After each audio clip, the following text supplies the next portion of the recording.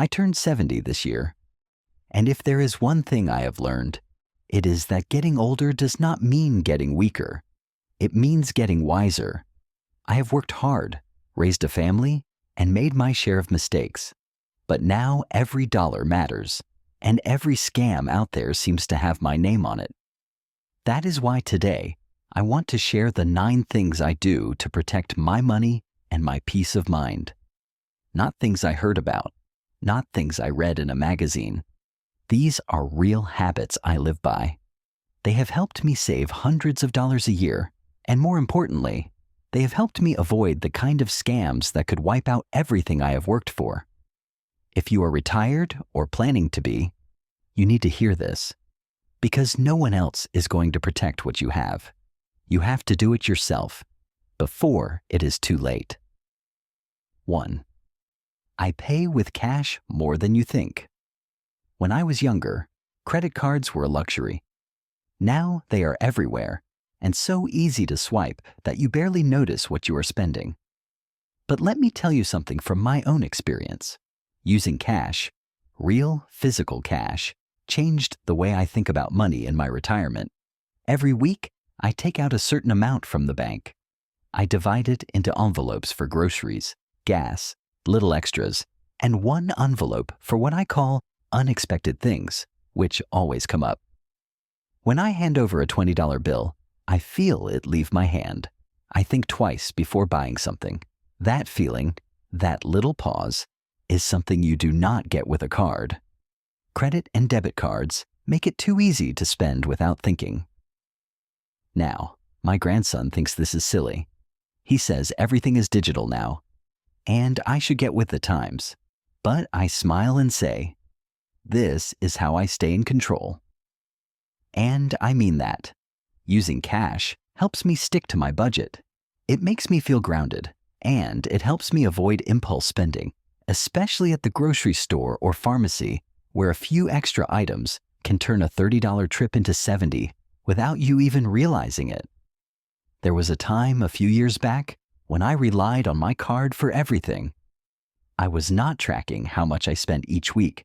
At the end of the month, I felt nervous opening my bank statement. That anxiety is something I do not miss. Since switching to mostly cash for daily expenses, I sleep better. I always know how much I have left, and I have stopped buying things I do not really need, just because they were on sale or easy to charge. I am not saying you should never use a card. I still use mine to pay bills online and buy larger items. But for daily spending, food, small household needs, gifts, cash is king. It creates a natural limit. And in a time when prices are going up faster than our savings, that kind of self-control is worth gold. Try it for 1 month. Withdraw your weekly money in cash. Use envelopes. Be mindful. I promise you, the money will last longer, and so will your peace of mind. I keep a written budget. With a pen. I tried using those budgeting apps. I really did. My daughter even set one up on my phone. But between the passwords, the small font, and all the pop-ups, I gave up. What works for me, and has worked for years, is a plain notebook and a simple pen. Every month, on the first Sunday, I sit at the kitchen table with my coffee, and I write down my income and my expenses. I list my fixed costs, utilities, insurance, phone, and so on. Then I leave space for variable things like groceries, gifts, gas, and medical copays. Seeing it all written down gives me clarity. I can see right away if something is out of line. And here's the key. I do not just do this once a month and forget about it. I write in it as I go.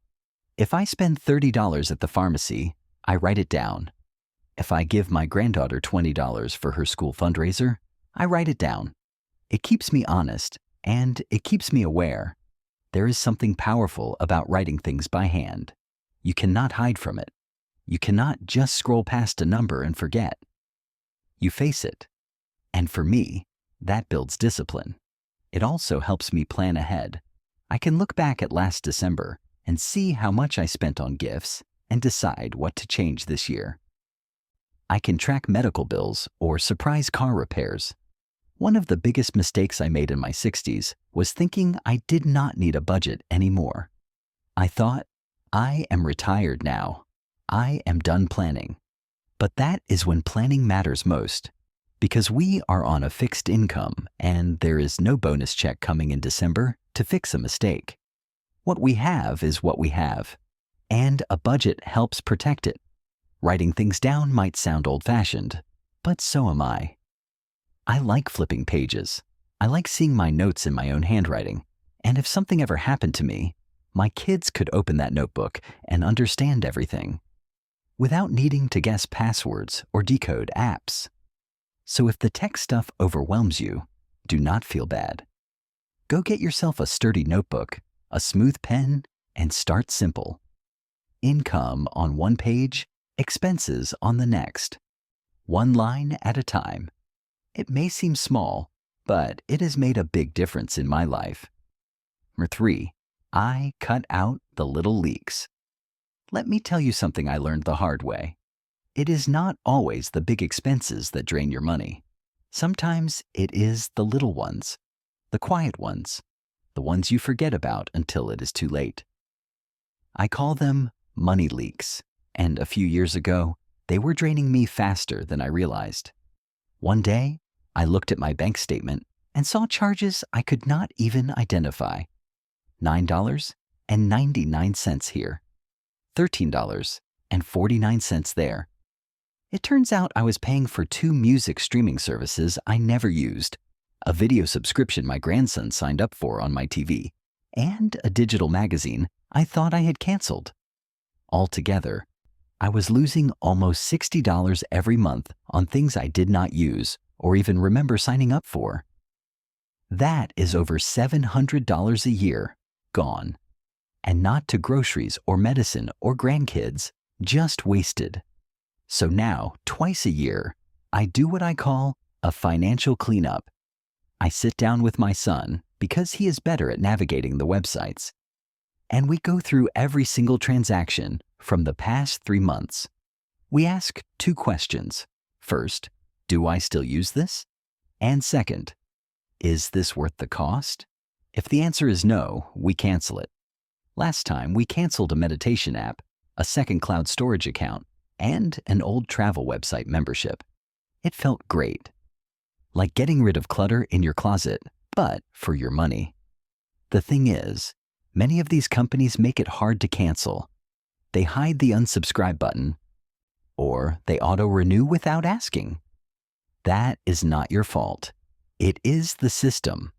But you have to fight back by staying alert. These little leaks might seem harmless at first, but over time, they weaken your financial boat. And when you are retired, every dollar matters. Cutting out even 1 or 2 of these charges can mean an extra dinner out, a new pair of shoes, or a little gift for a grandchild. Things that matter. So do not ignore the small numbers. Do a cleanup every spring and fall. Ask a family member to help if needed. Call the companies if you must. And do not be embarrassed. We all sign up for things and forget. What matters is taking back control. Little leaks sink big ships, but not if you catch them early. 4. I buy less, but I buy better. When I was younger, I used to think that saving money meant buying the cheapest thing. I would walk into a store and go straight for whatever was on sale or had a bright red clearance tag. It made me feel smart at the time. But over the years, I have come to realize something that only age and experience can teach you. Buying cheap often means buying twice, sometimes even 3 times. Now, in my 70s, I buy less, but I buy better. That means I take my time. I look at the quality. I check where it was made, how it was built, and what it is made of. If I am going to spend money on something, I want it to last. I would rather own 1 good pair of shoes that will carry me through the next 5 years than 3 pairs that fall apart in 5 months. I remember a winter about 6 years ago. I needed a new coat. I almost bought the same kind of inexpensive one I always had. But instead, I decided to invest in a well-made wool coat. It cost more than I was used to spending, and I hesitated at first. But you know what? I still wear that coat every single winter. It keeps me warm. It has not fallen apart, and it looks just as good today as it did the day I bought it. It is not just coats. It is pots and pans, socks, tools, even kitchen chairs. I would rather buy one solid item that I never have to worry about again. It is not about spending more for the sake of it. It is about spending once and being done. This habit also keeps me from buying things I do not really need. When you focus on quality, you automatically become more thoughtful about what you bring into your home. It makes you ask, do I need this? Will I use it? Is it built to last? And 9 times out of 10, that little pause keeps me from buying something unnecessary. I also learned to repair more. I do not throw things away so quickly anymore. If a button falls off, I sew it back on. If a chair gets wobbly, I tighten the screws. Taking care of what I already own is just as important as choosing the right things to begin with. Buying better means respecting your money, your time, and your space. It means surrounding yourself with things you trust and that serve you well. And in retirement, when every dollar and every day matters more than ever, that is one of the best habits I have learned. 5. I say no to my children with love. This is one of the most personal lessons I have had to learn, and one of the hardest. As a parent, your heart is wired to say yes. You want to help your children. You want to step in when they are struggling. That instinct never goes away, no matter how old they get. But when you retire, the rules change. Your income is fixed. Your savings need to last. And saying yes to your children too often can put your own future at risk. I learned this a few years back when one of my kids called and needed help with rent. It was not the first time. I had helped before, always telling myself it was just one more time.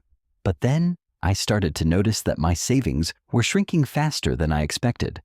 I was dipping into emergency funds to cover things that were not my emergencies. That was my wake-up call. I sat down and had a long talk with myself. I realized that if I kept giving whenever someone asked, I might not be able to take care of myself in 5 or 10 years. I also realized something else. If I end up needing financial help down the road, I do not want to be a burden to the same children I am helping now. So I started saying no, not out of anger, not out of resentment, but out of love. Real love means being honest about your limits. I told my children clearly and calmly that I had to focus on protecting my retirement. I explained that I am always here for advice, emotional support, and even a meal or a ride, but not financial handouts anymore. It was not easy. There were some tough conversations, but something beautiful happened. My children began to respect my boundaries. They understood that I was not closing the door. I was simply asking them to stand on their own. And in doing so, I was standing up for myself too. Now I feel more in control. I know exactly where my money is going. I sleep better at night. And my relationships with my kids are more honest and healthier. If you are in a similar position, I want you to know this. Saying no is not selfish. It is smart. You are not being unkind. You are being responsible. You raised your children to be strong. Trust them, and trust yourself to know when love means letting go, just a little. 6. I let unknown calls go to voicemail. There was a time when I picked up every phone call, no matter who it was. That is just how I was raised. Back then, a ringing phone meant something important. But today, things are different. Now, 9 out of 10 calls I get from unknown numbers are not friends or family. They are scams. Plain and simple. It took me a while to break the habit, but now I do not answer calls from numbers I do not recognize. I let them go to voicemail every single time. And let me tell you, it has made a world of difference. Scammers want to catch you off guard. They want you to panic. They pretend to be from your bank, or from Medicare, or even from the police. They speak fast. They sound official. They want you to feel like you have no time to think. That is how they trap you. But when you do not answer, you take back control. Sometimes the voicemails are blank. That tells me everything I need to know. Other times they leave a message, but it sounds suspicious. If I am unsure, I look up the real phone number of the company or agency they claim to be from. I call the official number myself. That way, I know I am talking to the real people, not some stranger trying to trick me. I once got a call from someone claiming to be from my utility company. They said I owed a past due bill and my power would be shut off that afternoon if I did not pay immediately. I did not answer. They left a message. It sounded serious, but I called the real company directly. They told me my account was up to date. It was a scam. If I had picked up, I might have believed them and sent money I could never get back. Letting calls go to voicemail is such a simple habit, but it keeps me safe. It keeps my information private, and it keeps my money where it belongs, with me. So if you are still answering unknown calls out of habit or politeness, I want to gently encourage you to stop. Let the phone ring. If it is real, they will leave a message. If it is not, you just dodged a bullet. Your safety is more important than being polite to a stranger. 7. I do not fall for urgency. If there is one thing I have learned in my 70 years, it is this. Anything that tries to rush you is usually trying to fool you.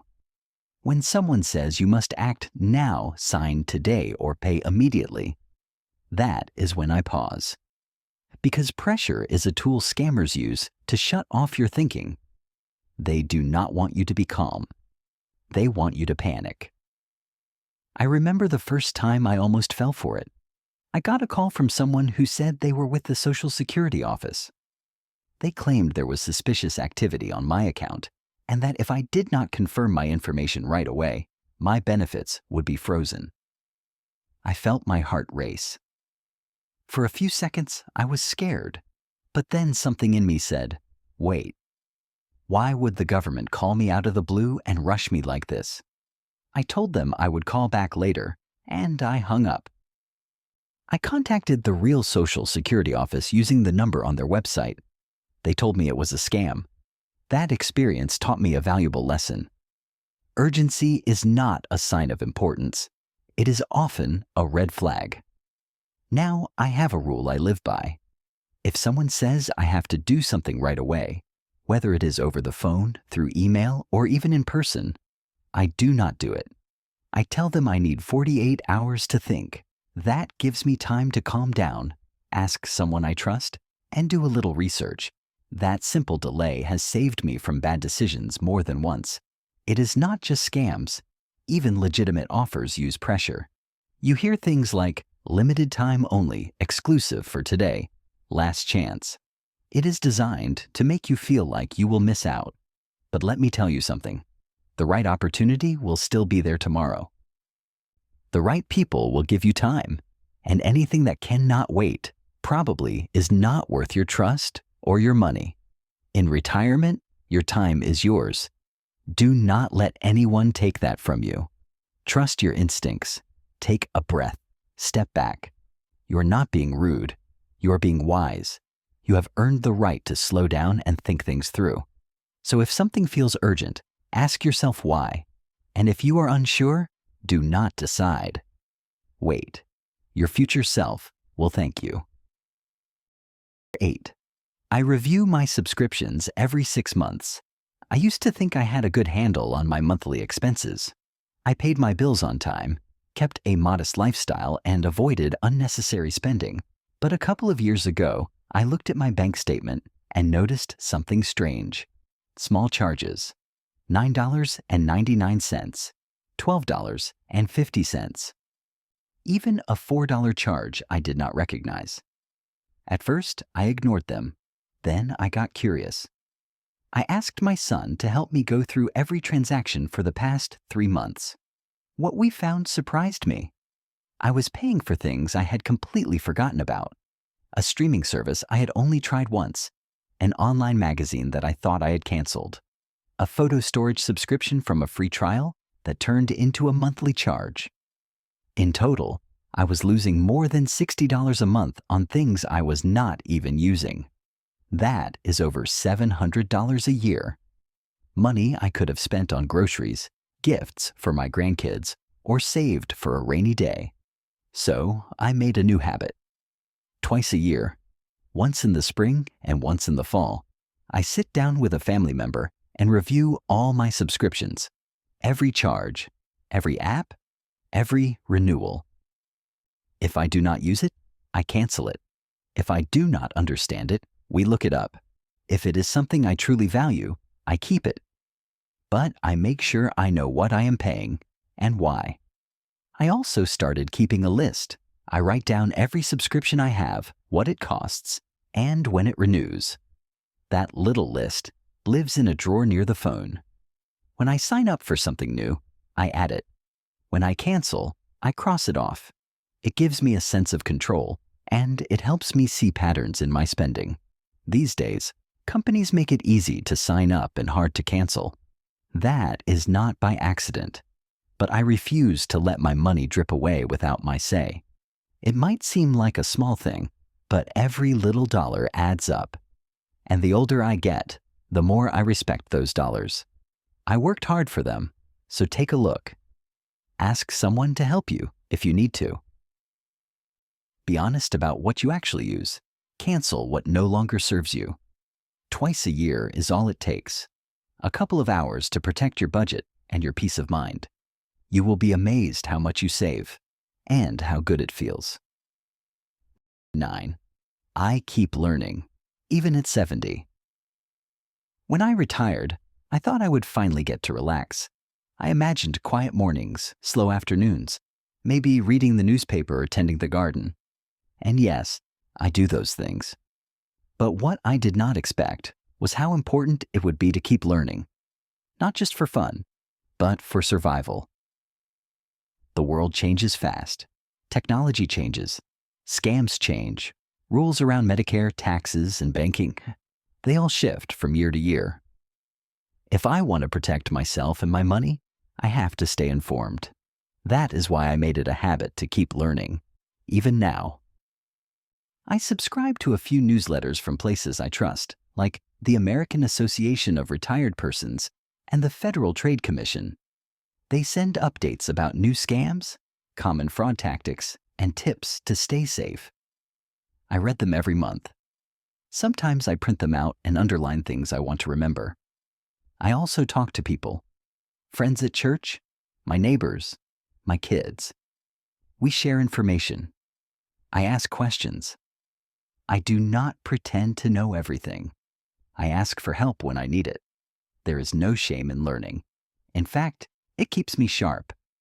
I watch videos too, not flashy ones, just simple, honest advice from people who have been through it. People like me. Videos that explain things clearly and help me understand what to watch out for. I even started writing things down. I have a small binder where I keep notes. How to freeze my credit? What to do if I get a suspicious call? And numbers for people I trust? That binder is my safety net. And if anything ever happens to me, my children will know exactly where to look. Learning does not stop at any age. In fact, I believe it becomes more valuable with time. I may not remember everything like I used to, but I am still capable of understanding, still capable of protecting myself, still capable of growing. If you are retired and feel overwhelmed by all the changes, I want to tell you this. You are not too old. You are not too late. Start small. Read one article. Ask one question. Watch one video. Little by little, you will build your confidence. You will feel less afraid and more empowered, because the world may change, but your wisdom grows with you. And that wisdom, when combined with knowledge, becomes your greatest defense.